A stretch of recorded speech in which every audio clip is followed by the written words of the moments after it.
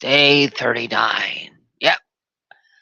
On day 39 of me watching Adam's Family Values. Ha ha. Sorry. The on this one, yeah. Well, day 39, what can I say? What I noticed on this one is there seems to be three different parallels. You have the Adams family, and their little nook of the world, and then you have Debbie, her nook of the world. So basically, you have normal, kind of gothic, their own set of ways and the way they do things, and which is not really normal, but you know, they are normal, gothic normal. They're twisted kind of normal. But then you got the Debbie way, which is kind of like greed. She's never happy. She's there's always like, even when she's by the men in when they're singing the Macho Man, they're just like, you could tell the way she's sitting, even though she's having a good time. She's just you can tell that if something happened, she something else came along, she would go do it. I mean, yes, at times she's relaxed, but when she just, I don't know, like the way she is after on my 39th watch, it's like you can tell that even though she looks to the average viewer like she's relaxed, her legs are kind of crossed to where she's kind of like in a motion to where like she's ready to just like jump up in the split second. Like she's so aware of her surroundings. It's just like she goes from enjoying herself to instantly knowing to check the time. So she just is not at ease. So the Adams are actually the only ones that are at ease in the entire film. You have Gomez, Morticia, all of them are at ease until Debbie messes with that and they get kind of their child's being affected by Debbie, you know? And then, well, technically, they're all three children are being affected by Debbie, but you know, but uh, but then you have you have the thing. Uh, head. You have the yeah. Oh, the third parallel. The third parallel is the people at the camp. The people at the camp kind of treat it like you know, like the upper class of society, you know. And when you think about it, yes, they're just really, you know, they're uppy. They're like this rich society compared to the Adams. So when you think about it, do the not only are they deemed the Adams, not only are they deemed a certain way by, they're kind of seen as the natives compared to them, even though they're just as rich as the high society, So besides that, even though they're treated like natives because of their uniqueness. Mm, hey, hi.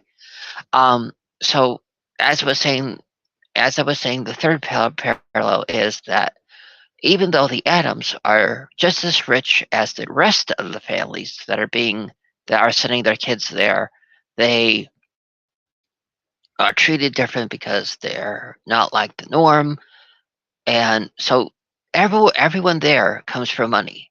The Adams, Wednesday, and Pugsley, they come from money.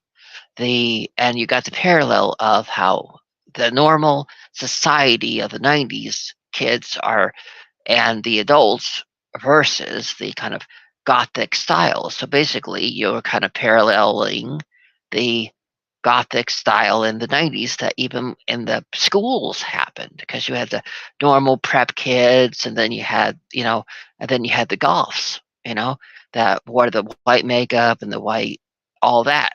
So it was really when you think about it, it kind of parallels that. And on my 39th watch, I kind of noticed that, you know? It's kind of interesting when you factor in that, you know, that basically Wednesday is kind of like representing the 90s in the school system because you had the normal people and you had the goths. In the 80s, you had the punk style hair and the tie, you had the tie dyed mohawk. But in the 90s, you had the gothic look. So when you think about it, I think the first one in the cinema, like I think the first one to introduce a white witch in the 90s would have to be Hocus Pocus. That was in 93. This came out, I think, around the same year, or maybe, yeah, yeah. But I think, yeah. So the same year, Hocus Pocus came out. This came out. So you have a year of representing the goth in two societies. Sorry, two movies. So, well, technically, it wasn't really goth. It was witches and that in the one, but no, basically. But you have the White Witch in Hocus Pocus. Because you find out the daughter of the rich mayor or whatever, the one that had all the candy in the bowl, you know, is a White Witch. So you have that one with the White Witch, and you have the Wednesday being a goth in a summer camp. So, but technically, remember, if you watch all of it, she doesn't act like a goth. She acts like the makings of a you know someone that would grow up to be in the BDSM community. So but still, we didn't really have a lot of representation of the goths back in then. But so I guess say for the average viewer, the goths could watch Adam's Family Values and see goth chick while I see something else, you know. But then again, we all go through life based on our experiences. We see things in a different light based on our experiences. Not everybody went through what I did, so they may see films differently. But some people say art is subjective. I say experiences, life is subjective because that makes us view certain movies and shows differently. That's why they had to come up with trigger warnings, you know? I um yeah, I would say yeah, but who knows? Maybe there's a different reason for trigger warnings. I don't know, but I'm just saying that I don't know. But opinions are subjective, but life is subjective. But yeah, so um I will say that interesting fact, I found a photo of me when I was younger before all this happened, and I'll probably show it in a live stream in the future. Yeah. If I'm ever in another live stream, I'll definitely show it on that one. Yeah. It'll be a big surprise. Yep. But no, it's all depend. I don't know. My head. Uh, but yeah. So I Yeah, so that's what was in my head during my 39th viewing. But but the um a song that came to mind when I was watching it in it was in he sorry, I can't sing it because I don't want to get demonetized, but there's a song called Heat in the Moment that popped in my head. But yeah, so so that was my 39th watch on my 39th day, and just think tomorrow will be my 40th episode, my 40th watch on my 40th day of Adam's Family Values. Yep. And oh my god, one of these days I'm gonna have to get on telling you about the dreams it's given me. Well, it's weird. It's weird because I got the night terrors and then I got this, and so I just say it's really fucking up my dreams. Sorry. Oh, sorry. I gotta go. Wait, hold on.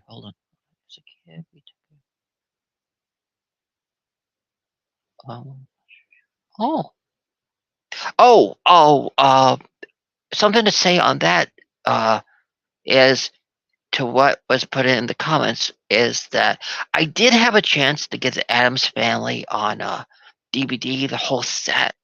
They had a different cover art, but I realized that the they they had took a black and white photo and they kind of colorized it, but in like very cheap coloring. So it's like they all the characters looked like they were like a.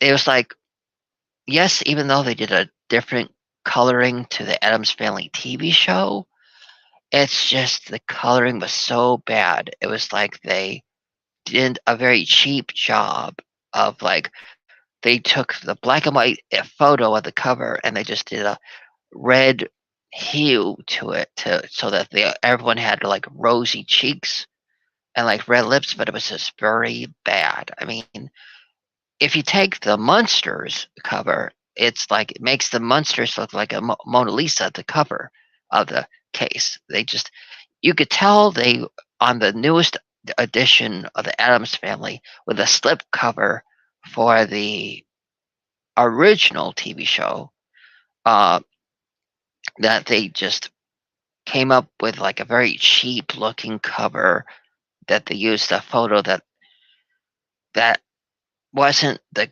photo for the original, but they just like it looks like they took a cover, like a photo from like a cast photo of the show and and made it the cover, but horrible looking cover. Ugh, ah.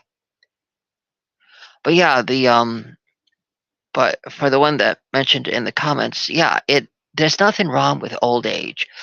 Old age means that you watch the best. Means you watch the best of it. Because that mean if you're old, that means you watch the best version of the shows, the movies. I mean, that means you were a adult when you got to see some of the greatest things that ever came out in cinema.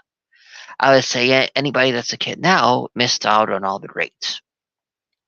Um, except when they are re-releasing them in theaters.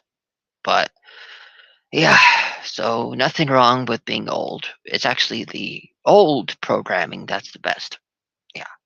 Well, unless you're talking about a different series, but I'll get on that in a different month. Yeah, yeah. The older stuff is the best. The newer stuff is very, I'd say, picky and choosy. Like I'd say there's only a few good things that come out nowadays versus the old, which everyone can pick through and find everything that's great in the past stuff. But now it's like if you pick things from like before, like if you pick from the date of COVID till now, oh, I couldn't do it. I couldn't do it. I would say so few, but yeah, yeah. But I will say I hope the collectors are finding what they need because it's getting sparse out there. Yeah, yeah. But yeah, let me think. Yeah. Well, I will say I'm very excited for tomorrow because it'll be my 40th day and my 40th watch. So yeah, guess you could say maybe a milestone. Yeah. And yes, still not tired of it. Still loving it. Still brings me joy, happiness, and delight. And I mean, and when you think about that, in the last one I mentioned the love story aspects that had to do with Fester and all of that. That it's not just about those that I'm enjoying all of it. So I guess you could say that I started out in my journey loving only certain parts of it, but I'm valuing it as a whole, as a whole movie now, the more that I watch it. So that I'm finding interesting, you know, that the more I'm watching it, the more I'm enjoying all of it. And the more I'm picking out certain things, the more I'm realizing things, the more I grow to love it as a whole film even more. But yeah, I'd still prefer it based off of my past, but I am learning to enjoy more of it as a whole in general, even though if I was held at gunpoint, I'd probably say, yes, I still love it most because of my past. But I'd say from day one, I didn't. Oh, I should probably saved it for the other 40th day tomorrow. Well, it was on my mind. I may touch on it again in a further thing. But yeah. Um. But yeah, I think I'll do a whole comparison of how I thought of it then versus how I think of it now. So, from day one till now. But yeah, that'll be good. But yeah, still going strong. Still gonna keep on watching it. Yep. Whew, I'm actually looking forward to tomorrow. Day 40. Yep. Mhm. Well, yeah, and I'm only looking like here because I noticed something. I'm noticing what I'm gonna have to do next. Yeah, so that's why my eyes went to there because I'm like, gotta go there later. Okay. So,